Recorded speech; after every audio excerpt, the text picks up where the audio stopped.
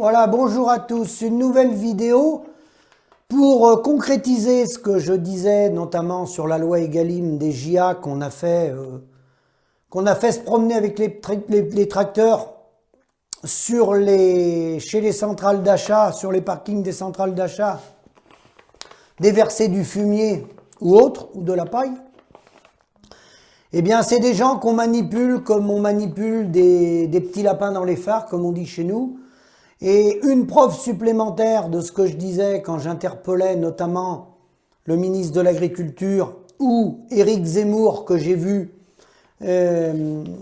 parler des négociations avec la grande distribution, qui dénonce, M. Zemmour, que c'est scandaleux.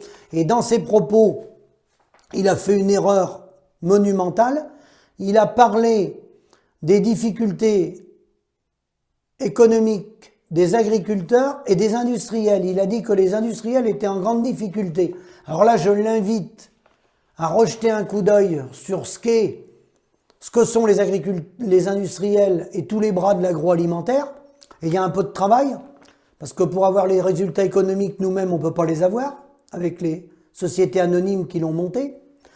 Et là, j'en profite pour parler d'une coopérative. On va y aller par étapes. Bien connue en Pays de la Loire, qui s'appelle la Cavac. La Cavac, c'est pas moi qui l'invente, je vous mets en pièce jointe.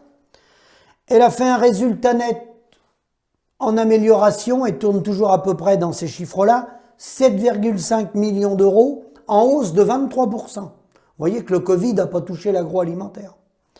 Le chiffre d'affaires dépasse maintenant le milliard d'euros. Il y a 10 000 agriculteurs et 1650 salariés. Donc c'est un exemple parmi tant d'autres que le problème, la spoliation de notre valeur ajoutée, elle démarre ici, chez nous.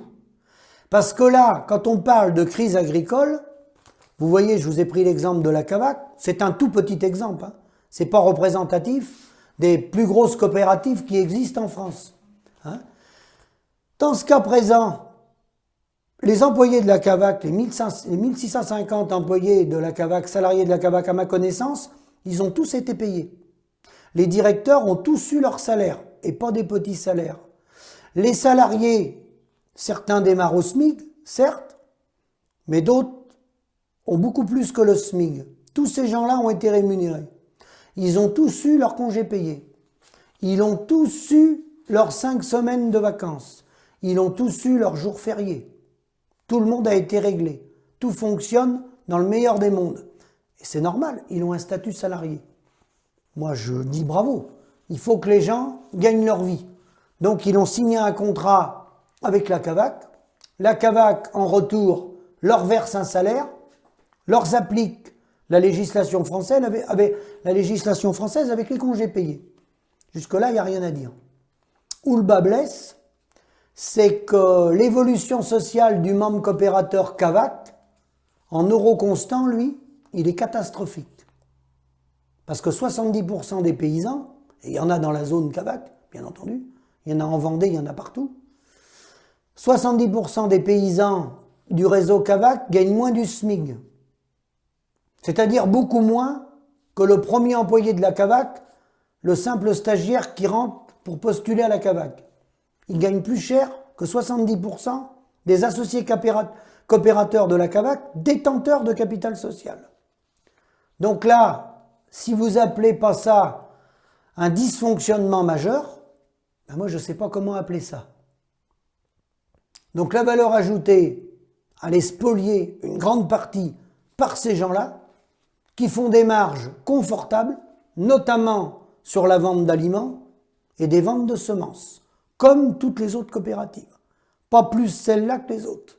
Les privés, c'est identique, on est bien d'accord. Mais la valeur ajoutée du paysan, elle commence à partir ici. Inutile de prendre vos tracteurs et d'aller courir chez Leclerc ou chez Papin.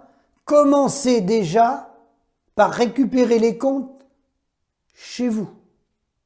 Demandez qui fait quoi, qui gagne quoi, où passe l'argent. Et demandez tout le détail des holdings.